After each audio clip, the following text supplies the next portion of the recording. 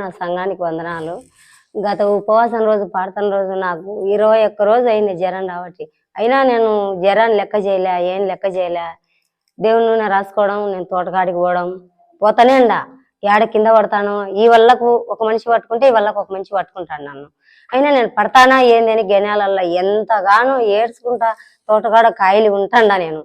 అయినా కానీ నాకు కింద పన్యా, ఇక దొమ్మల పాటి కింద పన్యా, లేచిన రాళ్ల మీద పన్నె గాని నాకు ఏదే గాని ఒక్క రోజు కూడా నాకు అంత దెబ్బ తగలలేదు.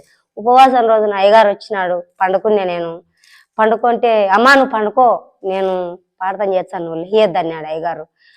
అయితే ఒక ఇజ్రాయేలు ఒక దిష్టి చేసిన చుట్టుకారం నా ఇంట్లో వేసినట్టుగా నాకు అప్పుడు కనపడింది.